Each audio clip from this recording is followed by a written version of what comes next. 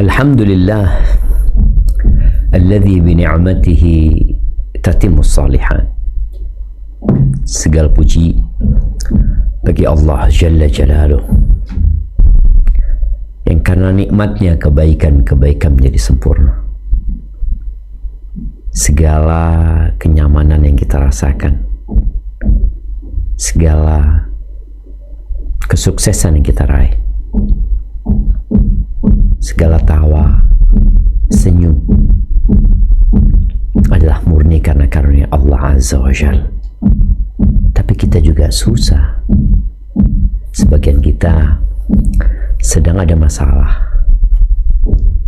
Sebagian kita mungkin sedang berpikir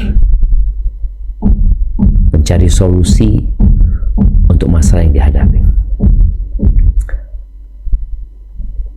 Tapi ketahuilah tetap alhamdulillah. Karena kalau kau bandingkan segala permasalahan yang menimpamu, segala musibah yang menghampirimu, dengan satu nikmat Allah yang Allah berikan kepadamu, maka kau akan tahu ternyata nikmat Allah jauh lebih besar daripada musibah, petaka, bala yang datang menghampiri kita. Tapi manusia itu pelupa. Makanya kenapa Allah Azza wa Jalla seringkali mengingatkan kita akan nikmat-nikmatnya. Wa in ta'uddu ni'matallahi la tuhsuha innal insana la zalumun kafar. Jikalau kalian hendak menghitung nikmat-nikmat yang Allah berikan, kalian gak akan pernah bisa menghitungnya. Tapi manusia adalah makhluk yang sangat kafir dan sangat zalim dan sangat kafir. Maka semoga Allah menolong kita dan membantu kita. Karena tanpa bantuan dan pertolongan Allah Azza wa Jal, kita nggak akan bisa jadi orang baik. Nggak bakalan bisa. Kita nggak akan bisa melangkah satu langkah pun. Kita nggak akan bisa duduk. Kita ini semua bisa duduk karena bisa duduk di sini, bisa berbicara karena pertolongan dan bantuan Allah Azza wa Jalla. Maka hendaklah tatkala orang keluar rumahnya mengatakan Bismillah, tawakkaltu ala Allah, la hawla wa la quwwata illa billah. Allahumma salli wa sallim ala abdika wa rasulika sayyidina wa maulana Muhammadin wa ala alihi wa ashabihi ajma'in. Amma ba'd. Kembali kita belajar, dan semoga Allah memberikan manfaat atas apa yang diajarkan kepada kita, dan Dia mengajarkan kepada kita ilmu yang bermanfaat dan menambahkan kepada kita ilmu. Kita telah memulai tafsir Al-Mudaththir. Kita tahu Al-Mudaththir diturun di kota Makkah. Bahkan 5 ayat pertama dari Al-Mudaththir merupakan ayat atau wahyu kedua yang turun kepada Rasul sallallahu alaihi wasallam setelah Iqra, dan dengannya beliau diperintahkan untuk menyampaikan. Dan orang yang menyampaikan agama Allah ini, dia akan mendapatkan ujian dan cobaan. Bagaimana Nabi Nuh alaihissalam 950 tahun berdakwah dan ditolak oleh kaumnya. Wa ma amana ma'ahu illa qalil. Dan tidaklah beriman kepada beliau kecuali sedikit.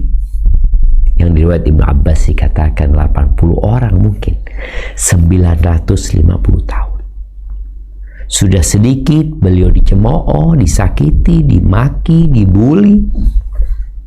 Bahkan oleh orang yang ada dalam rumah beliau sendiri, istri beliau sendiri, anak beliau. Tapi hal itu tidak membuat beliau berhenti berdakwah. Nabi Hud, Nabi Saleh, Nabi Lut, Nabi Ibrahim alaihissalam. Kita tahu cerita mereka menyampaikan agama Allah. Bahkan bagaimana Nabi Ibrahim ditangkap oleh kaumnya, kemudian ditelanjangin, kemudian diikat, kemudian dilemparkan ke api. Itu sesuatu yang menanti jalan para pendakwah, karena mereka adalah pewaris para nabi. Para nabi tidak mewariskan harta, tidak emas, tidak perak. Yang mereka wariskan adalah ilmu. Oleh karena itu, setelah 5 ayat pertama yang kita baca, bagaimana Allah Azza wa Jalla menyebutkan tentang hari kiamat.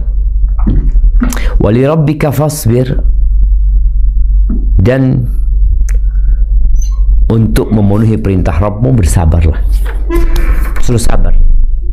Kenapa? Ada kiamat nanti, dunia ini akan habis. Engkau tidak akan lama di muka bumi ini. Semua kelelahan, keletihan, kecapean, kegundahan, kegalauan, kegelisahan, ketidaknyamanan yang kau rasakan itu akan berakhir. Akan ada hari dibangkitkannya manusia. Engkau akan mendapatkan balasan atas semua yang kau kerjakan. Jadi beriman dengan hari akhir, beriman akan adanya pengadilan yang ditegakkan agar semua merasakan keadilan.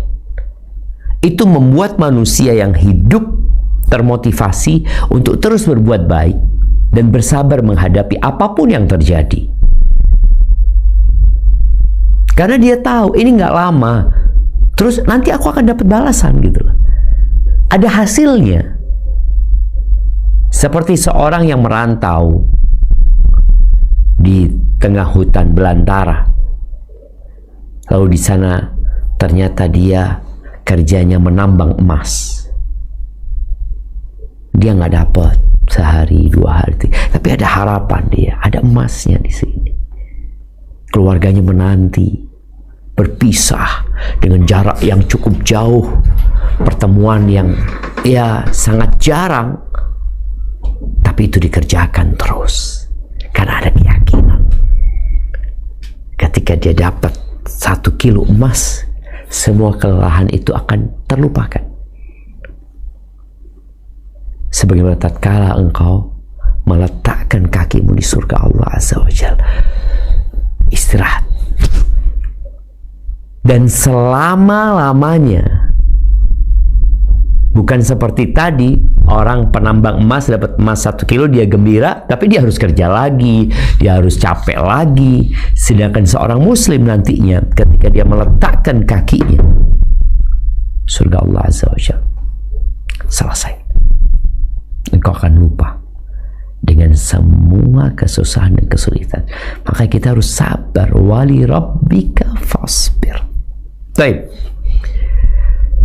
Kita akan melanjutkan mengkaji ayat 11 dan yang seterusnya berkaitan dengan adanya penentang-penentang dakwah yang dia pasang badan, dia adalah tokoh, orang kuat, yang terkadang kita ya harus berpikir berulang kali mencari solusi menghadapi orang yang seperti ini. Namun ada kondisi yang seharusnya kita tidak perlu menghadapi. Loh, gimana? Ya udah, engkau dakwah aja. Ini orang biarin. Nggak usah diurusin. Biarkan Allah yang mengurusnya. Kalau kita sibuk ngurusin dia, maka waktu, energi kita akan habis untuk sesuatu yang kontraproduktif. Biarin aja. Ya, kita akan baca. Nah, tafadhol. Bismillah, lanjutan tafsir surah Al-Mudaththir dari kitab Lubab Tafsir min Ibni Katsir karya Dr. Abdullah bin Muhammad Al-Syaikh hafizahullah ta'ala. Dharni wa man khalaqtu wahida وَجَعَلْتُ لَهُ مَالًا مَمْدُودًا وَبَنِينَ شُهُودًا وَمَهَّدتُّ لَهُ تَمْهِيدًا thumma yatma'u an azid kalla innahu kana li ayatina 'anida sa'urhiquhu sa'uda innahu fakkara wa qaddar faqutila kaifa qaddar thumma qutila kaifa qaddar thumma nadhar thumma 'abasa wa basar thumma adbar wastakbar faqala in hadha illa sihrun yu'thar in hadha illa qawlul bashar sa'uslihi saqar wa ma adraka ma saqar la tubqi wa la tadhar lawahatul lil bashar 'alayha 19. Biarkanlah aku bertindak terhadap orang yang aku telah menciptakannya sendirian, dan aku jadikan baginya harta benda yang banyak, dan anak-anak yang selalu bersamanya, dan kulapangkan baginya rezeki dan kekuasaan dengan selapang-lapangnya. Kemudian dia ingin sekali supaya aku menambahnya, sekali-kali tidak akan aku tambah, karena sesungguhnya dia menentang ayat-ayat kami, Al-Quran. Aku akan membebaninya mendaki pendakian yang memayahkan. Sesungguhnya dia telah memikirkan dan menetapkan apa yang ditetapkannya. Maka celakalah dia. Bagaimanakah dia menetapkan? Kemudian celakalah dia. Bagaimanakah dia menetapkan? Kemudian dia memikirkan. Sesudah itu dia bermasa muka dan merengut. Kemudian dia berpaling dari kebenaran dan menyombongkan diri. Lalu dia berkata, Al-Quran ini tidak lain hanyalah sihir yang dipelajari dari orang-orang dahulu. Ini tidak lain hanyalah perkataan manusia. Aku akan memasukkannya ke dalam neraka Sakor. Tahukah kamu apa neraka Sakor itu? Sakor itu tidak meninggalkan dan tidak membiarkan. Neraka Sakor adalah pembakar kulit manusia. Di atasnya ada 19 malaikat penjaga. Barakallahu fiik. Kita lihat bagaimana Allah Azza wa Jal yang akan menyelesaikan para penentang dakwah, sehingga seorang yang yakin dia akan bersabar, walaupun terkadang tidak selesai hari ini, karena memang ujian bagi para pendakwah, bagi umat Islam, ketika mereka memeluk agama Islam, apakah mereka benar-benar berpegang teguh dengan Islam, mengikuti Al-Quran dan Sunnah, atau mereka hanya pura-pura? Maka ujian Allah berikan sebagai filter untuk melihat mana yang benar dan mana yang pura-pura. Kalau kita membaca ayat-ayat yang baru saja, yang isinya adalah ancaman Allah kepada mereka yang berusaha untuk menghalangi dakwah ini, di dunia Allah akan selesaikan urusan dengan mereka, apalagi di akhirat nanti. Nah, kita baca tafsirnya. Allah Jalla wa'ala berfirman, seraya mengancam orang jahat yang sudah dikaruniai berbagai nikmat dunia, lalu dia ingkar terhadap berbagai nikmat tersebut, dan bahkan menggantinya dengan kekufuran, serta dia membalasnya dengan keingkaran terhadap ayat-ayat Allah Azza wa Jalla, lagi mengada-ngada terhadapnya dan menganggap ayat-ayat tersebut hanya ungkapan manusia. Barakallahu fikum. Ya, disebutkan di beberapa referensi bahwa orang jahat yang dimaksud dalam ayat ini, atau sebab turunnya ayat ini, adalah berkaitan dengan Al-Walid ibn Mughirah Al-Makhzumi, tokoh Quraisy yang terkenal kekayaannya, bahkan dia sangat dituakan dan dihormati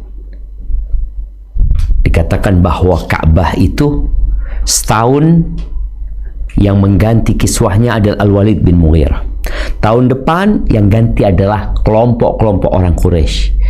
Jadi setahun sendirian Al-Walid bin Mughirah, setahun Quraisy yang lainnya tolong menolong, gotong royong untuk memberikan kiswah kepada Ka'bah. Ayahnya Khalid bin Walid, dia orang yang benar-benar cerdas, bijak menurut pandangan kaum Quraisy. Namun kita akan tahu kenapa orang yang cerdas, orang yang pinter kok nggak dapat hidayah, kok malah diancam masuk sakor. Terkadang sebagian orang yang dikasih kelebihan oleh Allah Azza wa Jal, dia menjadikan akalnya sebagai sandaran, timbangan kebenaran ya akal dia. Dia tidak mau menerima wahyu, ada kesombongan di dirinya, dan itu termasuk penghalang hidayah yang paling menakutkan, sombong. Dan ayat ini berlaku untuk siapa saja yang mengikuti jalannya Al-Walid bin Mughirah Al-Makhzum. Mereka akan mendapatkan ancaman ini. Ya, Allah menyebutkan nikmat-nikmat yang Allah berikan. Di antara nama Allah itu Al-Mannan, yang banyak karunia-Nya. Dan Allah mengingatkan manusia, engkau itu aku kasih ini loh. Itu dari aku loh, kata Allah. Ini dari aku loh. Dan seharusnya orang ketika diingatkan dengan nikmat-nikmat yang Allah berikan, dia sadar kemudian dia bertobat. Ini Al-Walid bin Mughirah enggak, tambah jadi. Orang yang hatinya sudah tertutup, ya walaupun kita datangkan 1.000.000 kiai, maka tetap dia akan menolak. Rasulullah SAW datang membacakan ayat-ayat Al-Quran kepada Al-Walid bin Mughirah, dan dia terpesona dengan indahnya susunan dan kata-kata Al-Quran ini. Tapi gara-gara sombong dia tolak gitu loh. Baik, kita akan baca. Nah, Allah telah menghitung berbagai nikmat yang telah Dia berikan kepadanya, di mana Dia berfirman, "Zaruni wa man khalaqtu wahida." Biarkanlah aku bertindak terhadap orang yang aku telah menciptakannya sendirian. Maksudnya, dia lahir dari perut ibunya seorang diri tanpa membawa harta dan anak. Kemudian setelah itu Allah memberinya rezeki. Barakallahu fiik ya. Nah, dia lahir dan kita semua lahir jamaah nggak punya apa-apa, tidak punya apa-apa, dan tidak bisa apa-apa. Allah menciptakan kita sendirian tanpa ada sekutu bagi Allah, dan kita juga dilahirkan sendirian, tidak memiliki siapa-siapa. Kalau orang tua kita membiarkan kita akan mati dimakan semut mungkin. Ini menunjukkan betapa lemahnya manusia. Engkau duduk aja nggak bisa. Duduk. Makan nggak bisa, makan sendiri nggak bisa. Kita lihat ya, orok yang baru lahir, dia bisa apa sih? Bisanya hanya menangis. Lapar menangis. Haus menangis. Buang kotoran menangis, sakit menangis, nggak bisa apa-apa dia. Namun manusia kalau lupa dengan asalnya, dia akan berubah. Kita punya istilah ya buat orang-orang yang sombong, yang congkak ya, dengan orang yang telah berbuat baik sama dia, dikatakan apa? Ini kacang lupa sama kulitnya. Ini kacang lupa sama kulitnya. Di sini Allah Azza Jalla mengingatkan, biarkan aku, dharni wa man khalaqtu wahida, biarkan aku bertindak terhadap orang yang aku telah menciptakannya sendirian. Aku sendirian menciptakan dia, dan dia dalam kondisi sendirian, tidak bisa, tidak memiliki apa-apa. Itu manusia gitu loh. Baik, kemudian malam mamduda, harta benda yang banyak, yakni luas lagi banyak. Naam, wa ja'altu lahu malam mamduda. Dia dulu nggak punya apa-apa, nggak bisa apa-apa, sendirian, lalu kami jadikan buat dia harta yang berlimpah ruah. Para ulama menyebutkan bahwa di antara yang menyebabkan orang itu jadi congkak, jadi angkuh, melampaui batasannya adalah harta. Kita lihat ya, sekitar kita. Ada orang-orang yang dulu nggak punya apa-apa. Dia nggak sombong, dia nggak pernah pamer, dia nggak pernah congkak. Ketika Allah kasih, dia jadi pamer, berbangga diri. Jadi harta ini memiliki efek samping yang buruk kalau kita salah menyikapinya. Ni'mal malu salih fir rajulis salih. Sebaik-baiknya harta yang baik kalau di tangan orang baik gitu loh. Jadi kalau yang pegang tuh harta orang baik, maka dia akan tahu bagaimana harta ini tidak membuat dia congkak dan menyelamatkan diri dia. Ana ketemu sama satu orang ya, yang dia haji sama kita, hafizahullah ta'ala. Kalau ngelihat dia dengan ngelihat ana, kayaknya ana lebih kaya dari dia. Ya mungkin lihat HP-nya atau tas ana ini kasih orang ya. Ana tas dia, ya Allah, tas biasa aja. Dia pakai tas yang merek Indonesia, ya, brand Indonesia gitu, brand Indonesia yang biasa aja, no profil. Bajunya juga brand Indonesia, padahal duitnya triliunan. Duitnya triliunan, tapi nggak membuat dia congkak dan sombong. Nih orang duitnya nggak sampai setengah T, kadangkala dia sudah congkak dan sombong. Ada orang-orang kayak gitu. Maka Allah sebutkan, wa ja'altu lahu malam mamduda. Engkau sendirian keluar dari perut ibumu, engkau nggak bisa apa-apa, engkau nggak punya apa-apa, lalu engkau bisa seperti ini karena Allah yang kasih sama engkau. Yang seharusnya orang itu sadar, loh ini bukan karena usahaku, bukan karena perjuanganku, ini karena Allah yang kasih sama aku. Yang seharusnya orang itu jadi sadar. Tapi ini Al-Walid bin Al-Mughirah dan orang-orang yang sejalan sama dia, yang kalau dikasih lupa.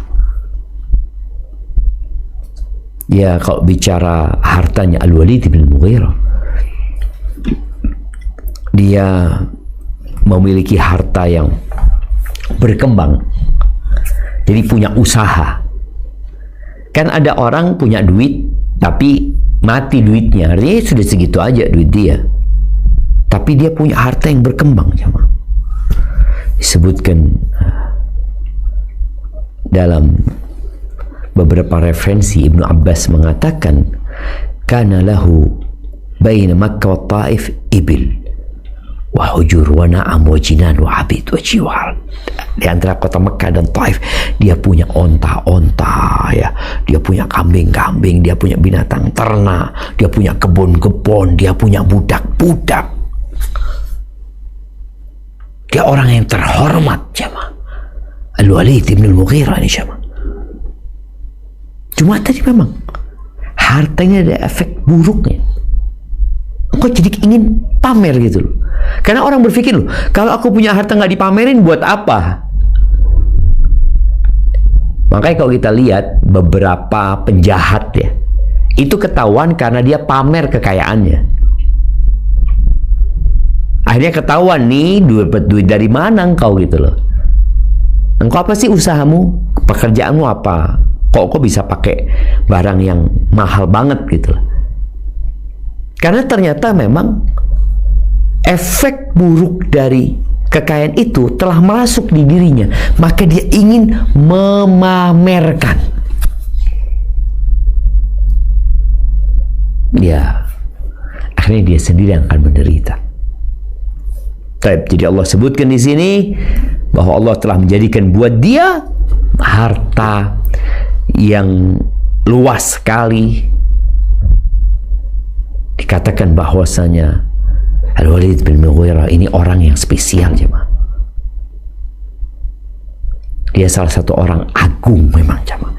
Bahkan dia mengatakan Anal Wahid ibnul Wahid, aku ini yang satu dan anak yang satu. Artinya secara kehormatan, kemuliaan, kekayaan, ia bisa disebut Al-Walid nih orang nomor satu di Mekah. Bapaknya juga sama, orang nomor satu. Jadi yang satu anaknya orang nomor satu pula. Tapi Allah ingatkan engkau satu, engkau nggak bisa apa-apa sebenarnya. Kesendirian engkau lahir, nggak bisa apa-apa. Bapaknya juga sama. Tapi kenapa kemudian kau jadi congkak? Gara-gara kasih harta sama Allah Azza wa Jalla. Baik, kemudian selain itu, Allah juga mengaruniakan kepada dia wabanina syuhuda, dan anak-anak yang selalu bersamanya.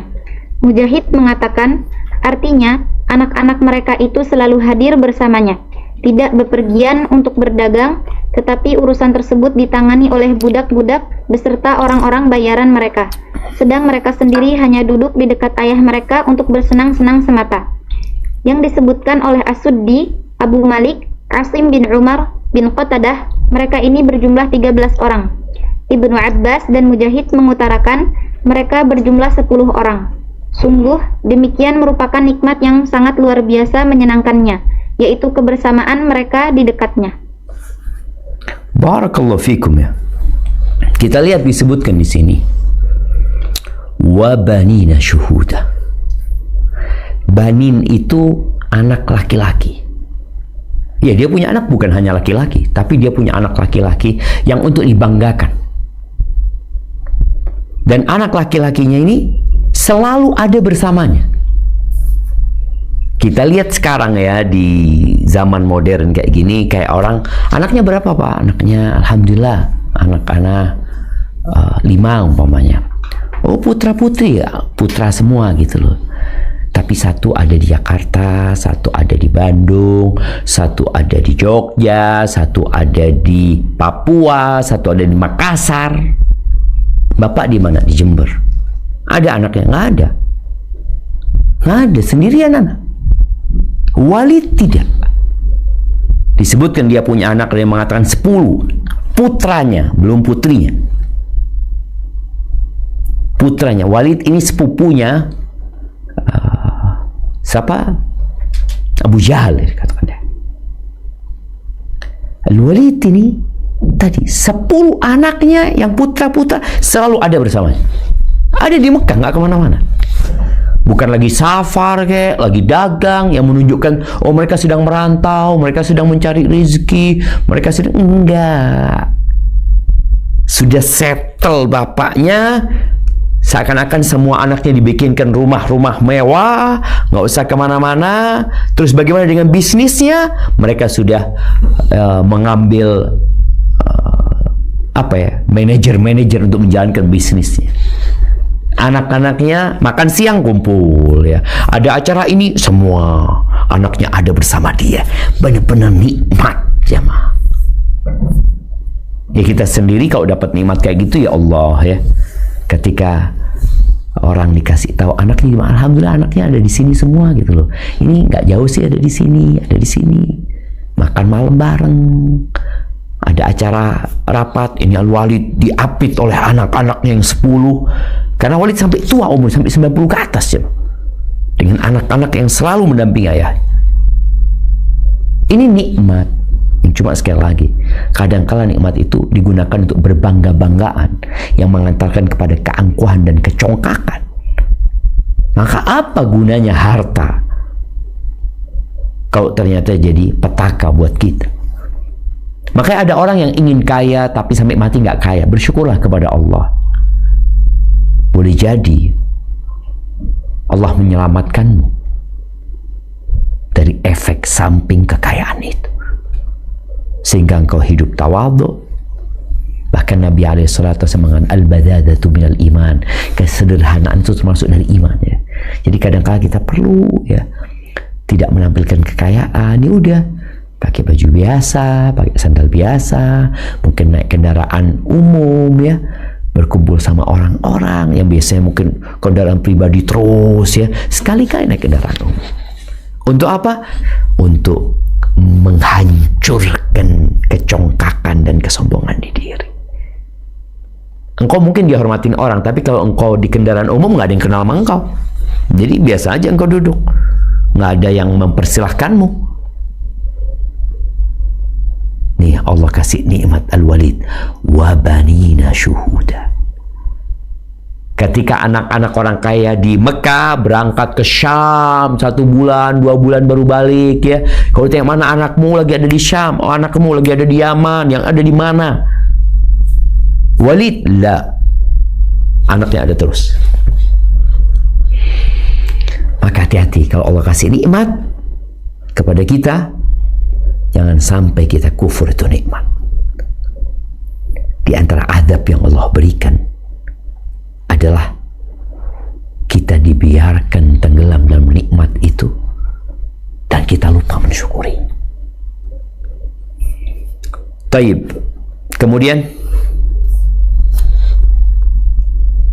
wa mahadtu lahu tamhida, dan kulapangkan baginya rezeki dan kekuasaan dengan selapang-lapangnya. Maksudnya, aku telah berikan kepadanya berbagai macam harta, perkakas rumah tangga, dan lain-lain. Allahu Akbar jemaah. Jadi Allah persiapkan untuk Walid ini sebuah kehormatan dan kemuliaan. Jadi orang-orang di kampungnya itu kalau mau minta pendapat ya, minta arahan, minta pencerahan, mereka berangkatnya ke Walid bin Mughirah. Allah kalau tadi dikatakan oleh Ibnu Abbas bahwasanya hartanya itu antara Mekah sama Taif. Taib. Ada yang lebih dari itu yang Allah berikan kepadanya. Ini menunjukkan lebih Allah berikan ya. Kulapangkan wa mahadtu lahu tamhida. Sampai dikatakan wasa'tu lahu ma bainal Yaman ila Syam. Kata Ibnu Abbas, aku luaskan buat dia antara Yaman dan Syam. Karena perdagangan Quraisy itu kan Yaman dan Syam. Seakan-akan dia adalah penguasa dalam perdagangan di sana. Tapi dia nggak kemana-mana. Dia bersama anak-anaknya berada di kota Mekah, mendapatkan penghormatan dari orang-orang. Maka disebutkan bahwasanya aku sempurnakan, seakan-akan Allah mengatakan aku sempurnakan bagi dia kebahagiaan dunia, sehingga dia menjadi orang yang terhormat. Bahkan dikatakan raihanatu Quraisy, aroma wanginya Quraisy. Tapi ya manusia itu kalau dia ambisinya dunia, apabila Allah berikan kepadanya 1 triliun, dia ingin 2 triliun. Dikasih 2 triliun, dia ingin 3. Dikasih 3 triliun, dia ingin 10. Nggak akan pernah dia puas, kecuali ketika tanah menyumpal mulutnya dan ulat-ulat memakan perutnya, baru dia selesai berhenti. Ini wali itu udah dikasih sama Allah aja. Benar-benar dia orang terkaya dan paling terhormat di kota Mekah. Nah, lanjutkan.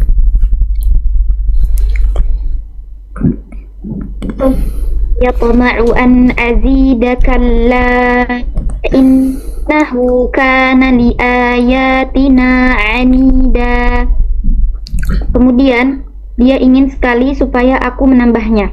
Sekali-kali tidak akan aku tambah, karena sesungguhnya dia menentang ayat-ayat kami, yakni orang yang ingkar, yaitu kufur akan nikmat-nikmatnya setelah dia mengetahuinya. Barakallahu fikum. Dia minta tambahan. Dia ingin terus mendapatkan kehormatan ya. Jadi orang kalau gila hormat, terkadang dia akan melakukan perkara-perkara yang membuat dia nggak selamat. Orang kalau sudah gila hormat, makanya kita lihat ya, orang kadang kala ingin viral, cari popularitas ya. Karena dia sudah gila, dia akan melakukan apa saja untuk mendapatkan hal itu. Yang akhir ceritanya, dia nggak selamat. Kalau kita masuk ke proyek-proyek besar, maka di pintu masuk, di alat-alatnya tertulis sebuah kata-kata yang panjang yang mengatakan utamakan keselamatan. Orang kalau sudah gila hormat, dia berarti tidak mengutamakan keselamatan, karena dia akan tidak selamat dengan gila hormat. Al-Walid bin Mughirah ingin mendapatkan tambahan, terus ya seperti minum air laut yang tidak pernah puas. Dan ya Allah mengatakan nggak ada tambahan. Sudah mentok sampai situ. Terus engkau akan turun. Kekuasaanmu akan berkurang. Kekayaanmu akan berkurang. Kehormatanmu sedikit demi sedikit akan hilang. Kemudian engkau akan meninggalkan dunia ini selama-lamanya. Dan kita melihat orang yang di atas nunggu turun, maka usahakan turunnya pelan-pelan. Ada orang yang menggelinding turun masuk ke jurang. Al-Walid dikasih kesempatan, dikasih harta, diperdengarkan kepadanya Al-Quran. Dia mendengar langsung dari Rasul Sallallahu Alaihi Wasallam, bukan lewat orang lain. Ya, tapi gara-gara dia menentang demi kehormatan dan kejayaan yang dia miliki, ya akhirnya yang ada tadi kehancuran dan kebinasaan buat dia. Barakallahu fiik. Naam. Allah Subhanahu wa taala berfirman, "Sa'urhiquhu sa'uda." Aku akan membebaninya dengan pendakian yang memayahkan. Mujahid mengatakan, yakni penderitaan yang diakibatkan oleh azab. Qatadah mengatakan, yaitu azab yang tidak ada henti-hentinya. Demikian itu pula yang menjadi pilihan Ibnu Jarir. Barakallahu fikum. Iya, Allah akan membebaninya dengan pendakian yang memayahkan. Orang itu biasanya bicara kehormatan dan kemuliaan, dia akan dipanggil. Ya, kepada Bapak Al-Walid Ibn Mughirah diharap maju ke depan untuk mendapatkan penghargaan. Biasanya kayak gitu tuh. Orang kalau naik itu dikasih penghargaan. Tapi ternyata Allah akan membuat dia mendaki, dan pendakian itu memayahkan. Hari-hari dia adalah beban secara mental, secara fisik. Karena tadi sedikit demi sedikit kekuasaan, kemuliaan, kehormatan dia akan terkikis. Dia naik, tapi bukan naik pangkat dan kehormatannya, dia naik untuk lebih capek dan lebih lelah. Allah akan berikan kepadanya ya azab yang tidak ada henti-henti. Apa penyebabnya? Kenapa dia dikasih azab yang tiada henti? Kita akan tahu. Ternyata Al-Walid bin Al-Mughirah ini adalah orang yang menentang dakwah padahal dia tahu dakwah itu benar. Nah, kita lanjutkan. Firman Allah Jalla Jalaluh, innahu fakkara wa qaddar. Sesungguhnya dia telah memikirkan dan menetapkan, yakni kami bebani dia dengan pendakian. Dengan kata lain, kami dekatkan dia dengan azab yang sangat berat lantaran jaraknya yang sangat jauh dari keimanan. Karena dia telah memikirkan dan menetapkan, yakni dia merenungkan apa yang akan dia katakan mengenai Al-Quran pada saat ditanyakan kepadanya, maka dia pun berpikir ungkapan apa yang bisa dia buat. Wa qaddara, dan menetapkan, maknanya ialah merenung. Kemudian lanjutkan. Faqutila kaifa qaddara thumma qutila kaifa qaddar. Maka celakalah dia, bagaimanakah dia menetapkan, kemudian celakalah dia, bagaimanakah dia menetapkan. Ini adalah doa keburukan untuknya. Barakallahu fikum. Jadi Al-Walid bin Mughirah ini, dia ketika mendengarkan Al-Quran disebutkan kalau dia mendatangi kaumnya dan menyampaikan kepada kaumnya bahwa apa yang dia dengar adalah sesuatu yang sangat luar biasa, bukan syair. Walid mengatakan, aku adalah orang yang paling ngerti tentang syair. Ini bukan syair. Susunan kata-katanya tidak mirip dengan syair. Dan kita tahu, kata Walid, bahwasanya Muhammad alaihi salatu wassalam tidak pernah bikin bait-bait syair. Nggak pernah dia. Ucapan ini ucapan yang manis, yang menyegarkan, yang terus memberikan manfaat, bukan omong kosong. Oh, kalau gitu ucapan tukang tenung. Bukan, kata Walid. Enggak.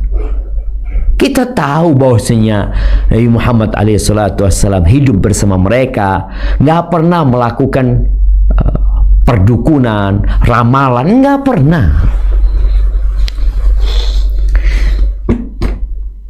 Jadi kaumnya bingung. Kemudian Walidlah yang diminta untuk berfikir. Maka dikatakan di sini, kenapa akan dibebani dengan pendakian yang memayahkan? Al-Kalbi mengatakan bahwasanya Sauda itu adalah batu besar di neraka, yang batu itu licin. Dia akan diperintahkan untuk naik ke atasnya. Disebutkan juga kemudian dia ditarik dengan rantai, dia naik, dipukuli punggungnya dengan besi-besi yang melukai dia. Dia naik ke atas sana, kemudian kalau dia sampai atas dijatuhkan lagi, nanti diperintahkan naik lagi, terus seperti itu. Gara-gara apa? Tadi dia memikirkan dan menetapkan. Innahu fakkara wa qaddar. Dia mikir apa gitu loh. Ucapan yang tepat tentang Al-Quran ini. Al-Quran ini apa? Syair bukan, sihir bukan, perdukungan bukan, terus apa gitu loh. Penduduk Mekah sudah memberikan ide-ide mereka dalam rangka melabeli Al-Quran. Apa istilah sekarang itu? Memframing. Itu Apa sih ini? Ini apa ini? Supaya orang-orang tidak belajar Al-Quran dan tidak mendengarkan Al-Quran. Walidlah yang menjadi konseptor sekarang, diminta oleh kaumnya karena dia dianggap orang yang paling bijak di sana. Maka gara-gara dia mikir, gara-gara dia menetapkan, maka dia celaka. Nah, lanjutkan.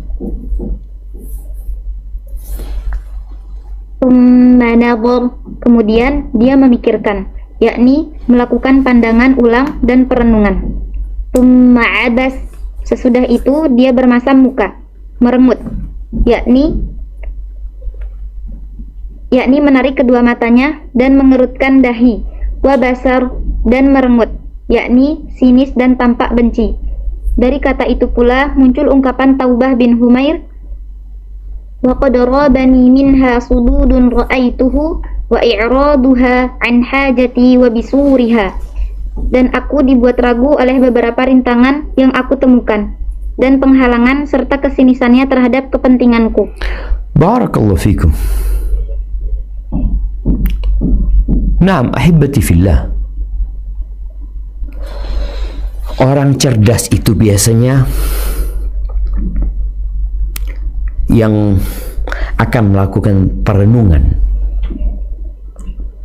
kemudian dia memikirkan dampak-dampak dari apa yang akan diucapkan. Maka Al-Walid nggak langsung melabeli Al-Quran karena dia cerdas, mahir. Maka dia memikirkan, kalau aku ucapkan ini, apa dampaknya? Orang percaya tidak gitu. Maka dia melakukan perenungan demi perenungan yang akhirnya dia akan memberikan label. Dan dari fokusnya dia merenungkan, disebutkan di sini bagaimana dia mengkerutkan dahinya. Kalau kita lihat ya, orang itu mikir.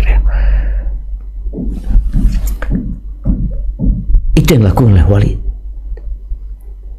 Dia benar-benar memeras semua kepandaian dia dan energi dia demi memberikan label kepada Al-Quran, yang label itu akan disahkan oleh penduduk Mekah. Mereka akan mengikuti Al-Walid, dan betul mereka mengikuti Walid.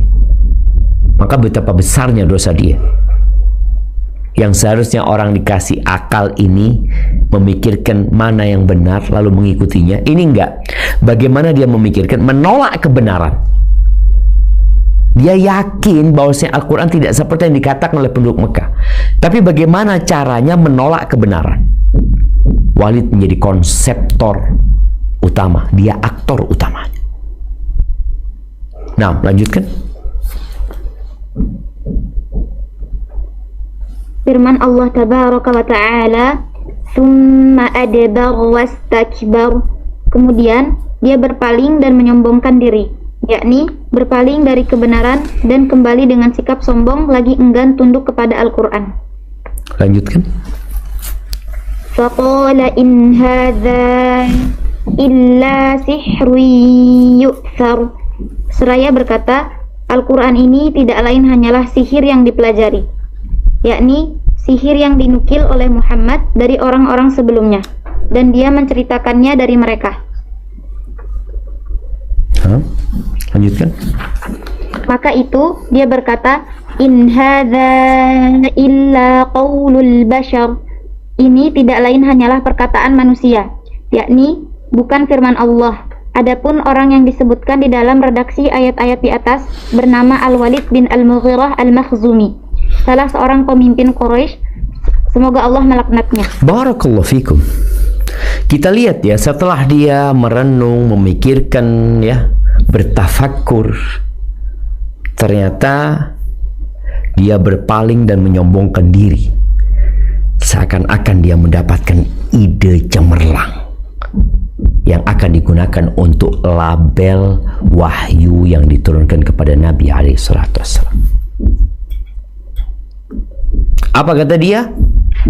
Dia mengatakan, in hadza illa sihrun yu'thar. Al-Quran ini tidak lain hanya sihir yang dipelajari dari orang-orang sebelumnya. Ucapan Al-Walid ini sangat bertentangan dengan pernyataan dia yang dia katakan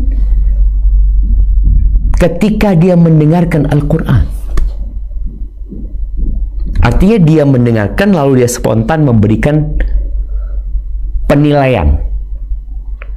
Apa kata Al-Walid ketika dia mendengarkan Al-Quran? Yang dikatakan oleh Al-Walid, inna alaihi la talawah wa inna a'lahu la muthmir wa inna asfalahu la mugdik wa innahu ya'lu wa la yu'la alaihi. Al-Walid mengatakan sesungguhnya pada Al-Quran ada kemanisan yang memikat. Bagian atasnya penuh dengan buah, bagian bawahnya penuh limpahan air. Ia tinggi dan tak ada yang bisa menandinginya. Itu pernyataan Al-Walid spontanitas, jujur dia. Jadi kalau kita mau tahu orang bohong itu, maka dia akan mikir bagaimana menciptakan kebohongan, bagaimana menyusun kata-kata dusta agar diterima. Tapi yang spontan biasanya jujur dari hatinya. Dan itu yang dilakukan oleh Al-Walid. Dia mengakui inna alaihi la talawah. Gimana dia mengatakan Quran ini manis, memikat, penuh dengan buah gitu loh. Jadi orang kalau dengar Quran, ya Allah, ini bukan omong kosong.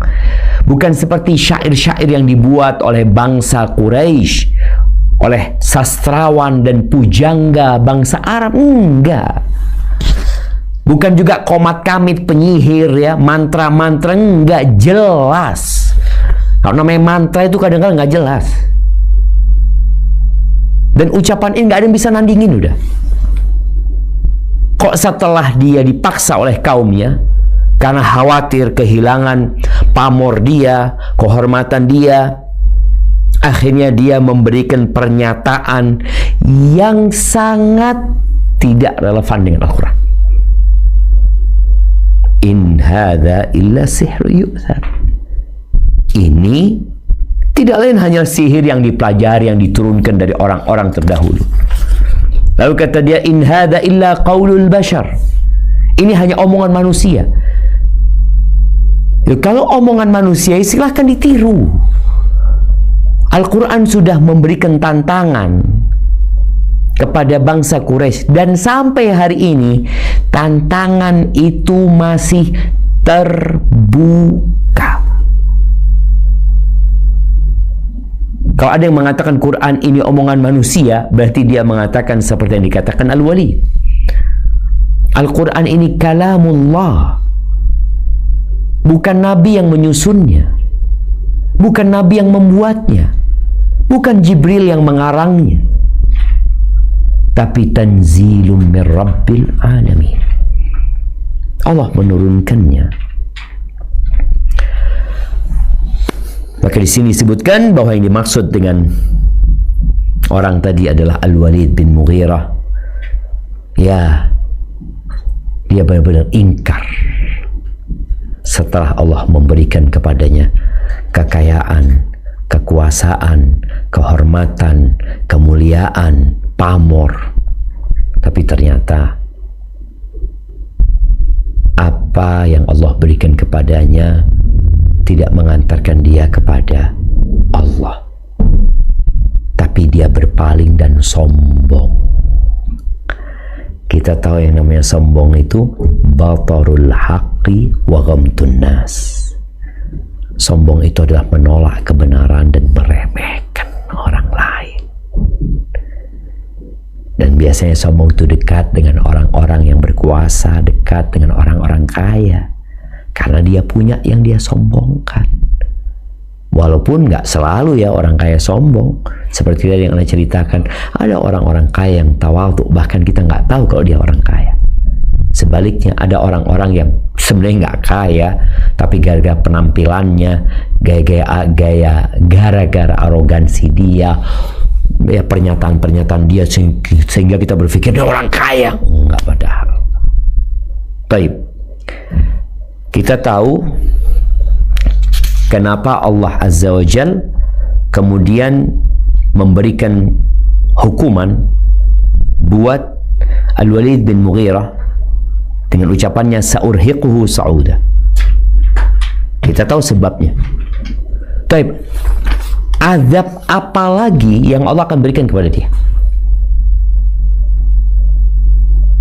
Karena kita tahu azab di neraka itu bermacam-macam modelnya, beragam metode disiksanya orang.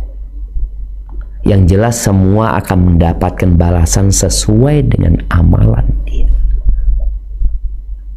Apa yang Allah akan berikan kepada Walid selain yang tadi kita baca? Nah, lanjutkan. Allah Subhanahu wa ta'ala berfirman, Sa'uslihi saqar. Aku akan memasukkannya ke dalam saqar. Maknanya, aku akan menenggelamkannya ke dalam neraka saqar dari semua sisinya. Lanjutkan. Selanjutnya, Allah berfirman, Wa ma adraka ma saqar. Tahukah kamu apa neraka saqar itu? Hal itu untuk menggambarkan kengerian dan kedahsyatannya. Kemudian Allah menafsirkan hal tersebut melalui firman-Nya, La tubqi wa la tadhar. Saqar itu tidak meninggalkan dan tidak membiarkan, yakni yang memakan daging, keringat, urat-urat, dan kulit-kulit mereka. Setelah itu akan digantikan dengan yang lainnya. Pada saat itu mereka tidak mati dan tidak juga hidup. Demikian yang dikemukakan oleh Ibnu Buraidah dan Abu Sinan serta yang lainnya.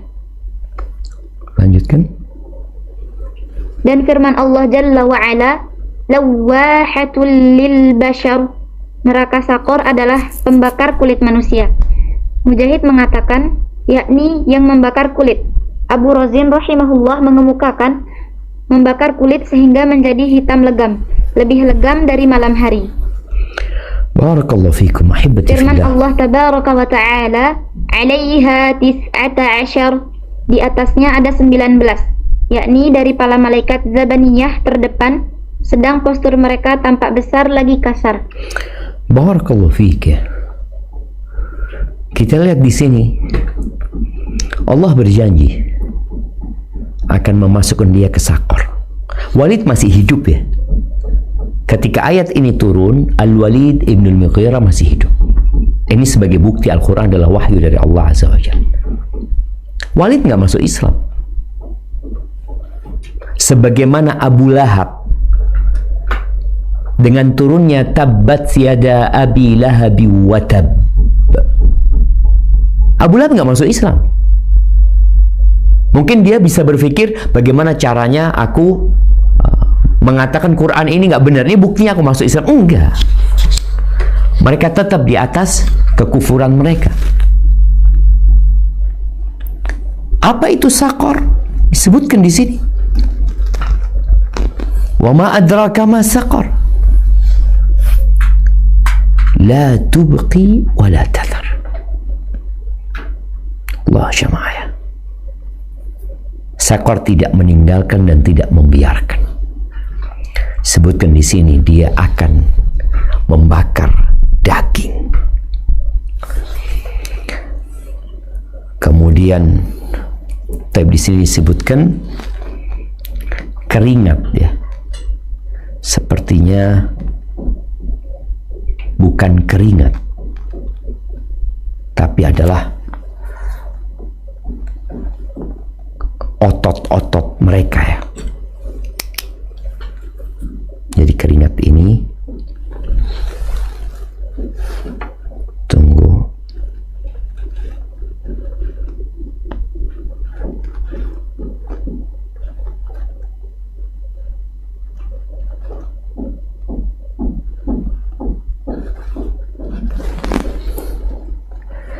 iya. Jadi terjemahan keringat ini al-uruq. Nah, jadi mungkin yang tepat al-uruq itulah yang artinya urat-urat, uruq. Sedangkan al-a'sab terjemahannya adalah saraf-sarafnya siapa? Jaringan saraf ya. Jaringan saraf. Nah, jadi memakan daging, memakan otot-ototnya, urat-uratnya, syaraf-syarafnya, kemudian kulit-kulit mereka. Jadi nggak ada yang tersisa dari tubuh mereka. Seharusnya orang ini kan mati. Kalau kita di dunia ada orang terbakar, kadangkala dia mati padahal ya cuma gosong aja, atau matinya karena sesak nafasnya. Kalaupun terbakar, ada yang terbakar kulitnya sama dagingnya masih tersisa sebagiannya.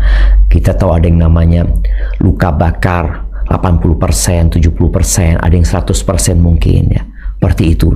Luka semua. Kalau ini la tubqi wa la tadar. Habis semua jemaah.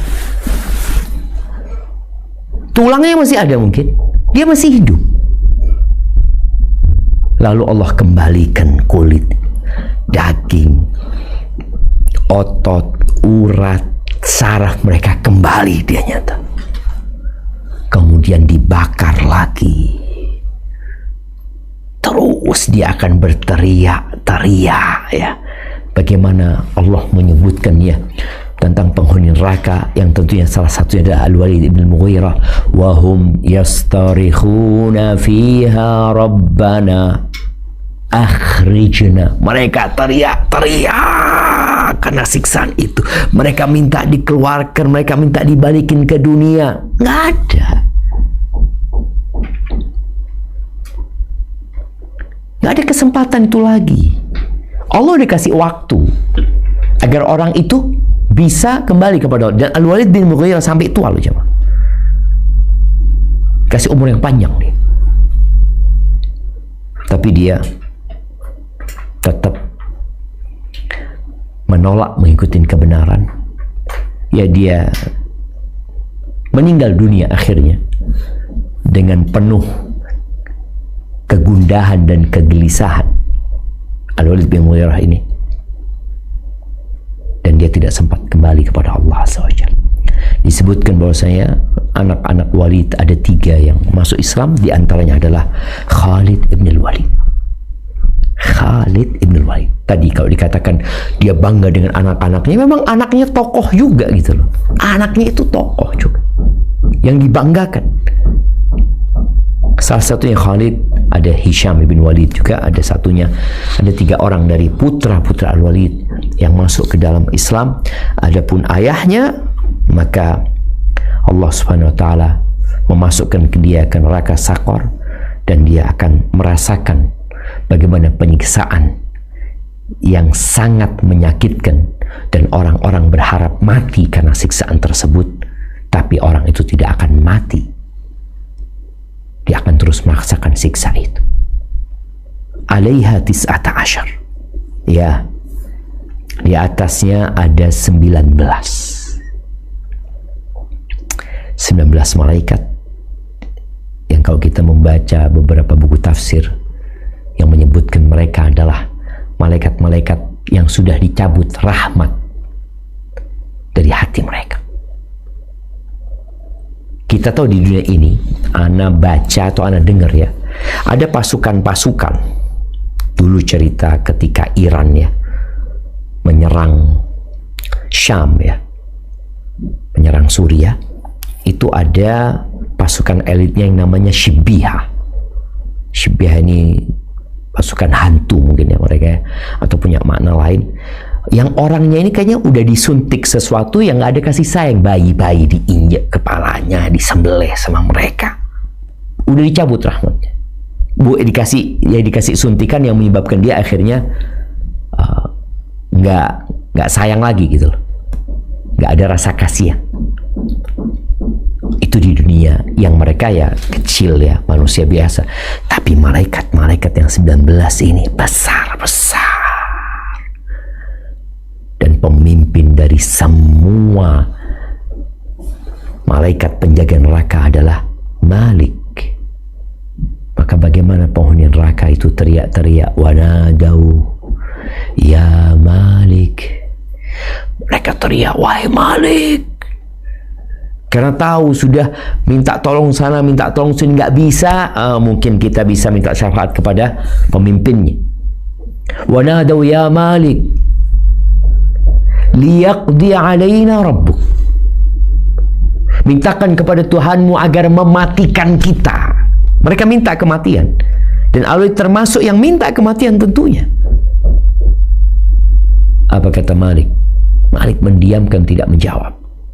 Jadi siksa itu bukan hanya siksa fisiknya, batinnya pun tersiksa. Didiamkan sama Malik. Mereka teriak-teriak. Di beberapa referensi tafsir dikatakan 1000 tahun. Ya, wallahu a'lam. Setelah itu Malik mengatakan, innakum makithun. Kalian akan tetap. Nggak ada cerita mati. Kematian sudah disembelih. Dan kalian akan tetap di sana. Wallahi jamaah, kita punya kesempatan yang tidak akan terulang. Kesempatan untuk masuk surga Allah dan selamat dari api neraka. Ya, kita perlu berjuang dan memohon pertolongan Allah Azza wa Jalla. Semoga Allah mematikan kita husnul khatimah. Karena kalau bicara dunia, kita pasti meninggalkannya. Tapi ketika kita meninggalkan dunia, apakah kita akan masuk surga? Atau ternyata kita akan lewat neraka dan memasukinya? Rabbana atina fid dunya hasanah wa fil akhirati hasanah wa qina adzabannar. Baik, mungkin kita cukupkan sampai di sini. Barakallahu fiik. Nah, Ustaz, jazakallahu khairan Ustaz. Ana baca pertanyaan pertama dulu Ustaz. Ya. Assalamualaikum warahmatullahi wabarakatuh Ustaz. Assalamualaikum warahmatullahi wabarakatuh. Ustaz Hafizakallah, izin bertanya, Ustaz, apakah harta yang menjadi petaka buat kita itu menunjukkan ketidakberkahan asalnya harta tersebut Ustaz? Demikian Ustaz. Jazakallahu khairan Ustaz. Barakallahu fiik. Iya. Kalau pertanyaannya, apakah harta yang mengantarkan kepada petaka itu menjadi indikator bahwa menghasilkan hartanya tidak dengan cara yang berkah, dengan cara yang baik? Nggak selalu ya, nggak selalu. Boleh jadi dia dapat harta yang halal. Halal dia dapat. Tapi gara-gara ambisi dia, akhirnya harta itu jadi nggak berkah. Dia umpamanya jelas-jelas dia punya sawah, kemudian dia bercocok tanam, dia dapatkan hasil, halal nih semuanya. Tapi kalau ternyata dia punya ambisi, yang ambisi ini mengantarkan orang itu ya lupa dengan halal haram nanti. Oleh karena itu, pertanyaan berkaitan dengan harta pada hari kiamat kan dua. Min aina iktasabahu wa fima anfaqahu. Dua pertanyaan. Dari mana ke mana? Boleh jadi dapatnya halal, tapi keluarnya nggak halal. Boleh jadi dia dapatnya nggak halal, keluarnya ke haram. Jadi yang perlu dilakukan memang bermuhasabah. Boleh jadi tadi masalahnya adalah masalah sumber dari harta ini yang bermasalah, atau masalahnya hati orang yang menerima harta ini kemudian mengantarkan kepada ya ketidaktaatan kepada Allah Azza wa Jalla. Rasul sallallahu alaihi wasallam mengatakan ni'mal malus salih fir rajulis salih. Sebaik-baiknya harta yang baik itu kalau di tangan orang baik. Kan berarti ada harta yang soleh tapi di tangan orang gak baik. Contoh, anak dapat warisan, jelas-jelas halal dia dapatnya, halal dia dapat warisan. Orang tuanya mungkin kaya raya, punya perkebunan, ini itu, ini harta baik. Tapi karena yang pegang orang yang nggak soleh, jadi petaka. Maka sebaik-baiknya harta yang soleh itu kalau di tangan orang soleh, sehingga ia akan mengantarkan dia kepada kesolehan dan menjadikan dia tidak teraniaya dengan harta yang dia miliki. Mungkin seperti itu, tapi tetap menjadi bahan renungan ya. Kalau ternyata harta yang kita miliki kok nggak berkah gitu loh, apa sumbernya? Boleh jadi memang, atau boleh jadi masalahnya di kitanya yang punya ambisi yang menyebabkan harta itu kurang bermanfaat buat kita, yang akhirnya juga membuat orangnya ya hanya congkak, sombong ya. Harta itu menjadi bahan kesombongan aja. Ada iri dengki di hati orang itu karena dia ngelihat yang lainnya kok lebih kaya dari dia, kok ini punya itu. Berarti masalahnya di orangnya. Hadza wallahu a'lam bissawab. Nah. Jazakallahu khairan Ustaz. Ini mungkin juga mirip Ustaz. Izin menyampaikan Ustaz. Assalamualaikum warahmatullahi wabarakatuh. Waalaikumsalam warahmatullahi wabarakatuh. Ustaz Hafizakallah, apakah kisah yang terjadi di dunia ini Ustaz selalu berulang dari kisah sebelumnya Ustaz? Apakah kisah Walid Al-Mughirah ini yang Allah sempurnakan kebahagiaan dunia tapi tidak bersyukur dengan nikmat dan dia sombong Ustaz, maka kehancuran dan kebinasaan untuknya? Apakah akan terjadi juga di masa sekarang ini Ustaz? Demikian Ustaz. Jazakallahu khairan. Masya Allah. Barakallahu fikum. Kalau bicara kisah-kisah yang ada dalam Al-Quran, kisah-kisah dalam hadis-hadis Nabi SAW, apakah mungkin berulang? Mungkin sekali. Oleh karena itu, Allah memerintahkan kepada nabinya agar bercerita. Faqsusil qasas, ceritakan kepada mereka supaya mereka ambil pelajaran.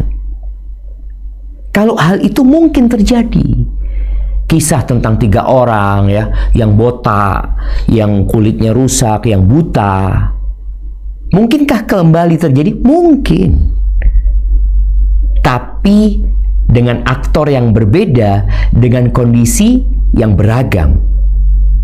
Tapi inti ceritanya, nih orang susah, kemudian dikasih kaya sama Allah, oh ternyata dia nggak bersyukur. Itu berulang, kita melihat yang seperti itu. Maka kisah-kisah itu diberikan agar kita ambil pelajaran. Cerita Qarun, apakah mungkin terjadi? Mungkin ada. Orang-orang yang kaya, yang dia merasa kekayaannya itu karena usaha dia ini itu, Allah bikin gempa, Allah bikin longsor. Itu mungkin terjadi. Tapi kondisinya ya tadi, mungkin perubahan aktor dan perubahan kondisi orang tersebut. Tapi inti ceritanya sama aja. Walid bin Mughirah ada, sampai hari ini ada orang-orang mungkin yang mengulangi ucapan Walid, yang menentang Al-Quran, yang mengatakan Al-Quran itu hanya rangkaian kata-kata yang disusun oleh Nabi Muhammad SAW, ucapan manusia, bukan kalamullah. Ada yang mengatakan seperti itu, bahkan berusaha untuk menguatkan pernyataan dia dan keyakinannya dengan dalil-dalil seperti itu. Maka kita kalau baca Quran, kita akan bertemu dengan macam-macam cerita. Tujuannya itu diceritakan agar kita mengambil pelajaran. Karena hal itu mungkin terjadi. Wa tilkal ayyamu nudawiluha bainan nas. Dan hari-hari itu Allah putar di antara manusia ya. Bicara kemenangan, ini jaya, kemudian dia runtuh. Ya seperti itulah cerita yang kita lihat di sejarah dan kita akan menghadapinya. Tapi yang jelas, wal aqibatu lil muttaqin. Happy ending itu buat orang-orang yang bertakwa. Happy ending itu buat orang-orang yang bertakwa. Bagaimana kita berusaha untuk ya bertakwa kepada Allah Azza wa Jal, agar Allah memberikan kepada kita akhir yang baik dalam kehidupan ini. Hadza wallahu a'lam bissawab. Nah. Jazakallahu khairan Ustaz. Ana membaca pertanyaan yang pertemuan terakhir belum sempat dibaca ya Ustaz ya, dengan sedikit ada beberapa yang Ana tidak sebut, insya Allah tidak merubah pertanyaan Ustaz. Assalamualaikum warahmatullahi wabarakatuh. Ustaz, aku bertanya tentang kehidupan bertetangga Ustaz. Kami sekeluarga tinggal di lingkungan rumah susun Ustadz. Lingkungan kami termasuk lingkungan yang toksik seperti tetangga, termasuk RT ya, sering memutar musik keras-keras dan anak tetangga pun sering sekali bermain tanpa memikirkan jam istirahat Ustadz. Kadang sampai larut malam. Saya sebagai seorang ibu seringkali menegur bahkan tidak digubris dan lebih sering diabaikan. Apakah kami termasuk orang-orang yang terzolimi oleh tetangga, Ustadz? Apakah apa yang harus kami lakukan mengingat selama kami tinggal di sana hal tersebut terus terjadi, sedangkan untuk pindah rumah atau lingkungan keuangan kami masih belum mencukupi Ustadz. Demikian Ustadz. Jazakumullahu khairan Ustadz. Barakallahu fiik. Naam, ahibati fillah. 4 faktor kebahagiaan. Kita tahu itu. Faktor eksternal ya. Sebenarnya kebahagiaan itu kan di hati kita. Tapi ternyata ada faktor eksternal menjadi pelengkap kebahagiaan seseorang. Yang pertama, al-jarus saleh, tetangga yang baik ya. Kemudian yang kedua, istri yang soleha, pasangan hidup yang baik ya. Yang ketiga, rumah yang luas. Yang keempat adalah kendaraan yang nyaman. Oleh karena itu kalau kita lihat berkaitan dengan tetangga ini, Rasulullah SAW di banyak hadis itu berlindung kepada Allah dari tetangga yang buruk. Di antara doa Nabi SAW, Allahumma inni a'udzubika min jari su'. Doa lainnya, Allahumma inni a'udzubika min jari su' fi daril muqamah fa inna jaral badwi yatahawwal. Ya Allah, aku berlindung kepadamu dari tetangga yang buruk di tempat tinggal. Karena kalau tetangga badui itu bisa berubah. Tetangga badui itu bisa berubah. Karena badui itu hidupnya nomaden. Jadi mereka nanti pindah ya dengan tenda mereka, dengan semuanya, nanti cari lahan, kemudian semua bikin tenda, bisa ganti tetangganya. Karena kita tahu anak nggak mau tetanggaan sama fulan, anak mau bikin agak jauh, karena udah tahu fulan ini nggak baik gitu umpamanya. Kalau tetangga tempat tinggal rumah nggak pindah, nggak bisa. Tadi katakan mau pindah berat, karena belum punya kemampuan. Kalau badui ya sudah, kita sabar nih 40 hari, bentar lagi pindah lagi, kita bisa menjauh. Apa yang harus dilakukan? Kalau dikatakan tadi, apakah kami termasuk terdolimi? Boleh jadi engkau terdolimi sama tetangga-tetanggamu. Nabi SAW mengatakan, Wallahi la yu'min. Wallahi la yu'min. Wallahi la yu'min. Qulna man ya Rasulullah. Demi Allah orang itu nggak beriman. Demi Allah orang itu tidak beriman. Demi Allah orang itu tidak beriman. Kata Nabi SAW. Akhirnya sahabat mengatakan, siapa ya Rasulullah? Orang itu siapa? Man la ya'manu jaruhu bawa'iqah. Orang yang tetangganya tidak merasa aman dari keburukan orang. Tanda iman itu berbuat baik kepada tetangga. Tanda iman. Man kana yu'minu billahi wal yawmil akhir falyukrim jarahu. Barang siapa yang beriman kepada Allah dan hari akhir, hendaklah dia memuliakan tetangganya. Tapi kan sekarang yang bertanya ini bukan tetangganya, yang tanya ini orang yang sedang terzalimi.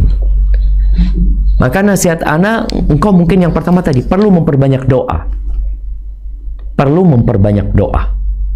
Berlindung dari tetangga yang buruk. Baik, yang kedua, engkau perlu memberikan hak tetanggamu.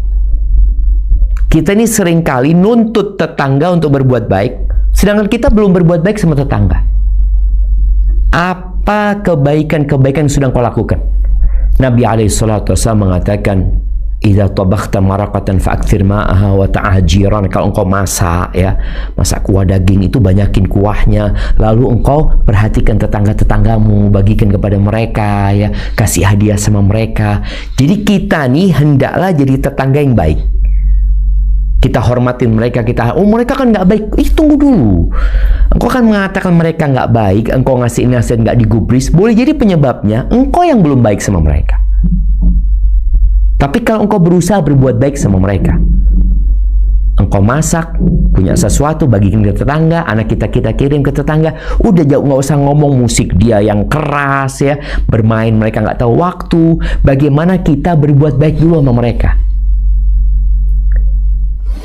Secara manusiawi, kalau kita berbuat baik terus sama orang, orang itu jadi malu sama kita.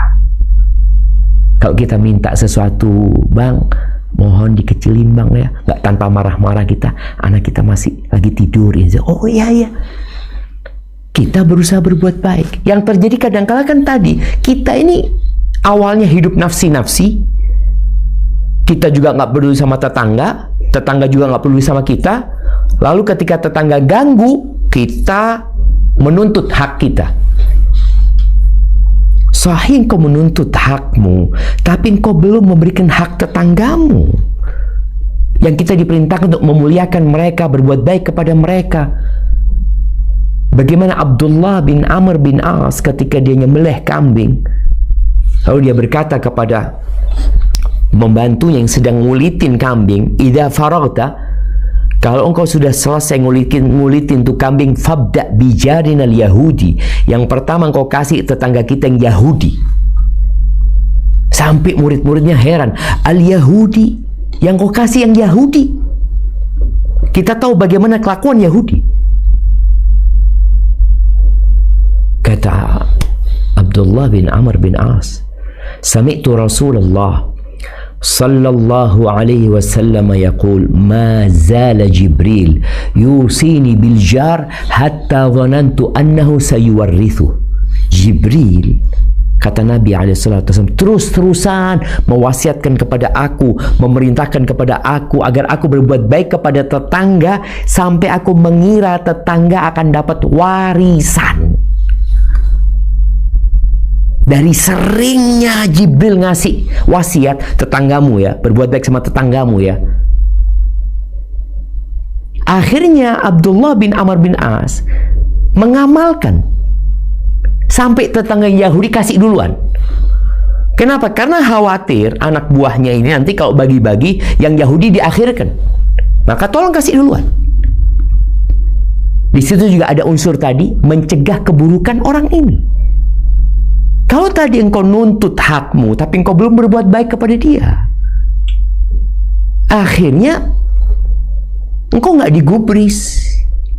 Karena selama ini engkau juga nggak peduli sama kita, kok sekarang tahu-tahu engkau peduli sama kita, merasa terganggu sama kita. Maka tolong kita nih berusaha, ini upaya, ini sebuah upaya dari kita untuk menjalankan perintah Allah dan Rasulnya berbuat baik kepada tetangga. Setelah itu tadi kita berbuat baik, tapi ternyata dia tetap zat responnya ini, dan itu ya udah, kita berdoa tadi nggak berhenti, dan boleh jadi pada akhirnya memang kita harus pindah. Solusi, engkau dikasih ujian sama Allah seperti itu. Hadza wallahu a'lam bissawab. Wah, jazakumullah khairan Ustaz. Pertanyaan selanjutnya Ustaz. Assalamualaikum warahmatullahi wabarakatuh Ustaz. Waalaikumsalam warahmatullahi wabarakatuh. Ustaz, bagaimana kita bisa melatih diri agar terbuka terhadap nasihat agama Ustaz, meskipun nasihat itu terasa berat dan bertentangan dengan khairan Ustaz? Barakallahu fiik. Nah, ini bicara bagaimana melembutkan hati ya, agar kita mudah menerima nasihat. Apa yang harus dilakukan? Perbanyaklah zikir. Perbanyaklah zikir.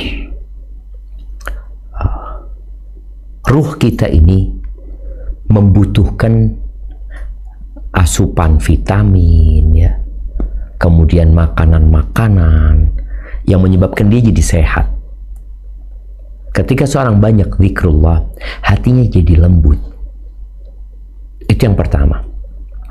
Yang kedua, mengingat kematian. Orang yang ingat kematian biasanya juga hatinya akan lembut. Kemudian hidup berdekatan dengan orang-orang miskin, itu juga membuat hati kita jadi lembut. Kalau kita lihat, kebanyakan pengikut para nabi itu orang-orang lemah. Ada orang-orang kaya, ada, tapi kebanyakan orang-orang lemah. Karena orang lemah itu mudah menerima kebenaran. Dia nggak sombong. Apa sih yang mau aku sombongkan? Aku memang nggak punya gitu loh. Jadi kita perlu mendekat dengan orang-orang miskin ya.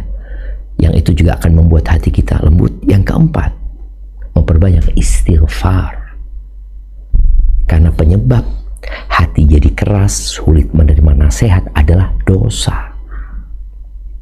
Dan cara membersihkan hati dari karat-karat dosa adalah dengan memperbanyak istighfar.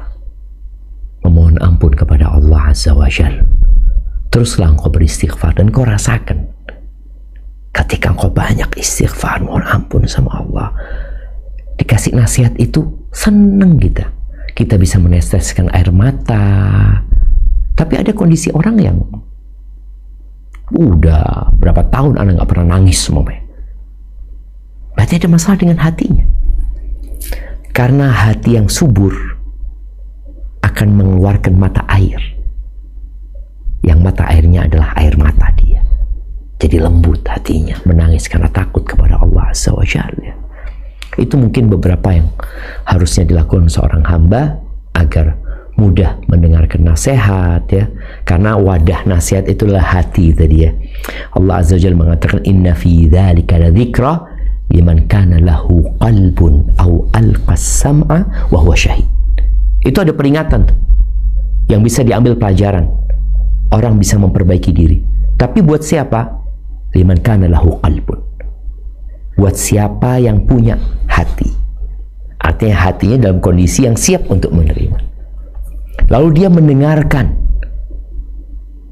dan memperhatikan.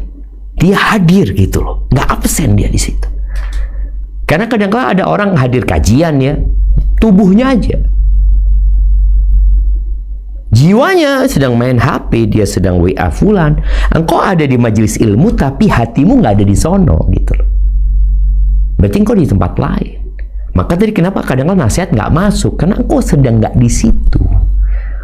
Maka usahakan ketika mendengarkan nasihat, engkau hadirkan full dirimu, hatimu, pendengaranmu, dan ruhmu hadir. Aku ada di sini. Hadza wallahu a'lam bishawab. Mungkin ke pertanyaan terakhir, nah.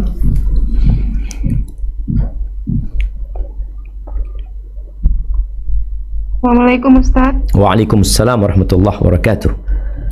Naam, tafadhali.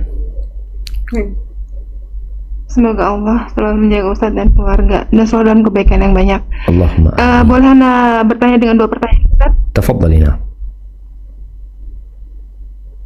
Pertanyaan yang pertama, apakah di ayat 11 hingga 30 itu khusus untuk Walid seperti surat Munafikun untuk Abdullah bin Ubay? Yang kedua, mengenai hulu Ustaz. Ya. Saat seorang wanita mengajukan hulu, apakah saat dia mengucapkan pertama kali itu bahwa dia tidak ingin kembali ke suaminya itu sudah jatuh hulu atau bagaimana Ustaz? Seperti jatuhnya talak, seorang suami saat mengucapkan talak, berarti saat itu udah talak pertama dan saat itu sudah jatuh tempo untuk pertama kali hingga 3 bulan itu Ustaz. Jadi pertanyaannya bagaimana tentang hulunya Ustaz? Barakallahu Syukran fiik. Ustaz, jazakallah. Barakallahu fiik. Nah, mahibati fillah. Kalau bicara apakah ayat ini khusus? Ya enggak. Ayat ini umum ya. Jadi ayat yang sebab turunnya khusus bukan menunjukkan bahwasanya ayat itu hanya untuk Walid, hanya untuk orang itu. Karena Allah tidak menyebutkan Walid di sini. Allah umum buat siapa saja yang melakukan seperti itu. Tapi memang sebabnya adalah Al-Walid. Jadi untuk orang-orang seperti Walid, ya ayat ini akan berlaku buat dia. Ancaman itu akan berlaku buat dia. Jadi al-ibratu bi'umumil lafzi la bi khususis sabab. Yang menjadi standar, menjadi patokan, yang menjadi tolak ukur adalah keumuman lafaz itu dan bukan kekhususan sebabnya. Seperti itu. Ini yang menjadikan Al-Quran adalah kitab yang relevan untuk setiap zaman, setiap masa, setiap tempat, sampai kapanpun. Adapun yang kedua, bicara seorang wanita ketika mengajukan khulu ini kan harus diterima dulu oleh suaminya. Dia hanya mengajukan. Kalau suaminya mengiyakan, baru terjadi khulu. Tapi kalau istri mengajukan, ya aku akan kembalikan maharnya, aku nggak mau lagi hidup sama engkau ya, udah engkau minta berapa, seperti itu pengajuan. Karena tetap yang yang dapat menjatuhkan khulu itu adalah suaminya. Istri hanya mengajukan atau suami mengajukan. Suami mengajukan, engkau kalau memang mau pisah sama aku, ya udah balikin maharnya. Kata sang istri, oke, aku balikin maharnya. Nah, ini terjadi kesepakatan khulu itu. Jadi khulu itu memang ada keridhaan dari perempuan dan ada persetujuan dari suami. Kalau hanya pengajuan belaka, yang mengajukan tinggal tadi apakah suami mengiyakan atau tidak. Ini kalau memang dia khulu. Kalau dia minta cerai, beda. Artinya dia nggak mau mengembalikan mahar, dia kepingin diceraikan oleh suaminya. Kalau khulu kan menanggalkan dirinya dia. Dia ingin melepaskan diri dari suaminya dengan cara menebus. Kalau dia minta suaminya menceraikan dirinya, dia nggak akan balikin apa-apa. Maka kalau bicara khulu tadi, ingat di situ adalah penebusan seorang wanita akan dirinya kepada suaminya yang membutuhkan persetujuan suaminya. Jadi kalau dia cuma mengajukan belaka, sang suami tidak mengiyakan, ya nggak terjadi khulu. Hadza wallahu a'lam bishawab. Tapi buat para wanita ya, yang ingin berpisah sama suaminya, hendaklah dia berusaha untuk bermusyawarah dengan orang-orang yang berilmu, orang-orang yang mencintai dia, bukan orang-orang yang dia cintai, tapi orang-orang yang mencintai dia, dan berusaha untuk minta pilihan dari Allah terlebih dahulu, apakah memang perpisahan menjadi solusi atau bertahan demi mendapatkan ridha ilahi. Itu yang terbaik. Hadza wallahu a'lam bishawab. Sampai berjumpa kembali. Subhanakallahumma wa bihamdika asyhadu an la ilaha illa anta astaghfiruka wa atubu ilaik. Wassalamualaikum warahmatullahi wabarakatuh.